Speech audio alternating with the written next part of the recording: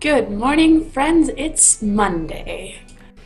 Okay, granted, that was bad. That wasn't really completely necessary. But it is the first day of Pon the Distance, and I am doing it because it's Monday, Monday, Monday. So, we're just gonna start this out here. For those of you who have just stumbled upon this channel by freak or creepy coincidence, there are a few things that you need to know. First of all, this channel is not for you. We are a group of friends that grew up in the Puerto Vallarta, Jalisco, Mexico area. We were all there for varying amounts of time, and we all met each other pretty much in the same amount of time. But the most important thing is that we all spent our most pivotal formative years there. It's when we kind of changed from kids into our career, and we chose our paths for the rest of our life. I don't think anyone will mind me saying, I think this is pretty accurate when I say that we all watched each other grow up, in the sense that we were all, preteens or teenagers when we all met, but we were all there for the most important decisions of our lives, like which colleges we were going to go to and what careers we were going to choose, which influenced the rest of our lives. This channel is for us to be able to keep in contact with each other. We've either left home or are about to leave home, and this is the biggest step that any of us have taken to date. It's pretty intense. So to start, my name is Kenzie. I am 18 years old. I grew up, like I said, I grew up in Bucerías, Nayarit, but I am currently living in Edmonton, Alberta. I've been here for 6 months, and wow, it's been 6 months. That's crazy. I've been here for 6 months. I work full-time as a prep chef in a restaurant, and coincidentally, the career that I chose was culinary arts. I'm currently living alone in my apartment with my 2 rabbits, Reginald and Tabitha. They're in the background over there. I'm kind of watching them because they like to chew on my coffee tables. I'm going to be moving really quickly. Well, in 2 weeks, I'll be moving into a group home. So this ends the beginning part of this, and now on to the awesome part. Shay, Tucker, Nancy, anyone else who may join into this later. I'm alive. I'm doing great. I'm having a fantastic time here. Right now, currently, I can see the University of Alberta's hospital right there, which I was just there last Monday because I stepped on a rusty nail. I don't think I really explained this story to any of you except for maybe Shay, because she's my sister.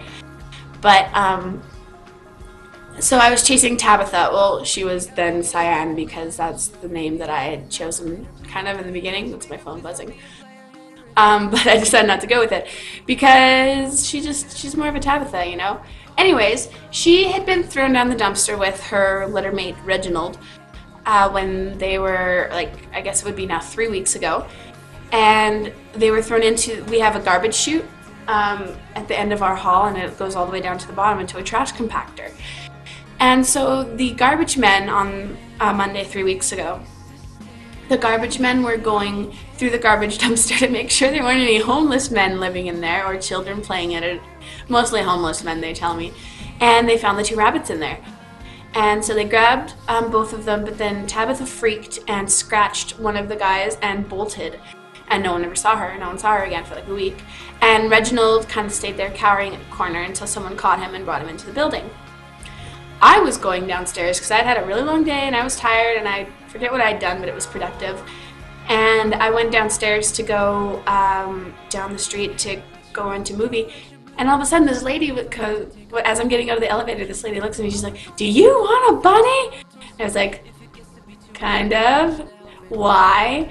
And so she's like, "Well, and then she explained the story to me that he had been rescued and he needs a home, so I went over to go check him out.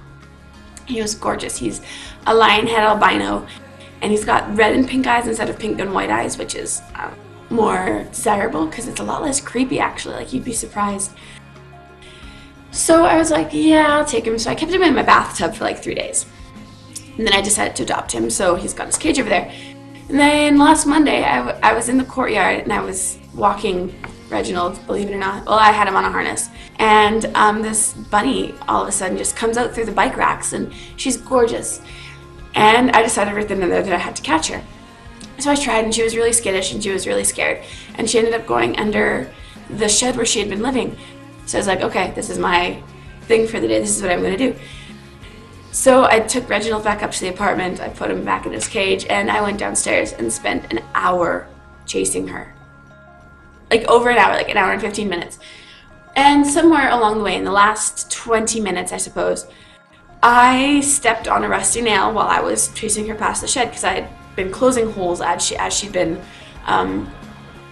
escaping into them. And so then I'd get her out of there, and then I'd stuff up the hole. And then, so finally, after an hour and 20 minutes, 15 minutes, I caught her. And I brought her up to the apartment, and it took me literally like 2 minutes because after I grabbed her and pulled her into my, like I was kind of crouching down. So I made like a little cave with my legs. And after, it took me literally 3 minutes to calm her down enough so I could actually grab her. And then I put my jacket over her face. And then I brought her up to my apartment, and I had a hole in my foot. And I was like, I should probably get this taken care of. But then I decided to go to Taste of Edmonton instead, which is a food festival, and the restaurant that I work in, Brewster's, they had a booth there. And so my chef called me, and he's like, Kenzie, we want you down at the food festival because our executive chef is there and he wants to talk to you because I'm apprenticing under my chef, and the executive chef wanted to meet me. So I went down there, and I had a hole in my foot, and it was hurting a lot, but I had a good time. And so I got home, and it was like 9 o'clock, and I was like, okay, you know what? This is getting really bad. I should go to the doctor. So I went to a clinic, and they're like, we close in an hour. We can't take you, because they had like 3 people in the waiting room or something. Gotta love Canadian healthcare systems. I don't. I absolutely hate it. So I ended up having to go to the ER, which is, you know, I can see the door to the ER right now. And I sat there for 4 hours in the ER. And so I went there, I signed in, waited, got checked out, waited again, got checked out again, then went into the back with the doctor, got checked out again. She told me that I needed to get an x-ray done because of how deep the nail had gone in. It went almost through my foot, like she could feel the wound when she, you know, if she like held my foot from the top, she could feel the scar tissue. And because of the way, because I was running when I stepped on the nail, the puncture wound, the in and out wound is clean, it was perfect, but I had almost 1.5 inches of torn flesh on the inside of my foot where the nail went shoop. So that hurt. So then I got x-rays, and then I waited again. And then I went to go sit in this place, and I had to get a tetanus shot. And I got it in my right arm because I'm left-handed, and it hurt for 4.5. It's still tender to touch, but it hurt for so long. It was stupid. And then at work, everyone was laughing at me, and chef had no pity for my situation, which wasn't bad. But I got really sick from the tetanus shot, so that really sucked. So that's the tetanus story. So I don't have tetanus is the good part of all of this. I'm in the Garneau area, which is spelled stupidly because it's French, but whatever. And I am completely in love with this area. One of these days I'll upload a video of the area because it's one of the older parts of the city. So it has like these ginormous trees that canopy over the streets. And in the mornings when it's nice outside, which is very rare, like right now it's blue sky, very little clouds, but you know, comes and goes. Like it rains a lot here. I did not expect that, and it's cold. You guys can see I'm wearing a turtleneck. It is 13 degrees here right now at 10:30 in the morning, which is 55 degrees Fahrenheit, which is coincidentally 286.15 degrees Kelvin. Maybe it's not Kelvin. No, maybe not degrees. It is Kelvin. Anyways, so it's cold and I don't enjoy it.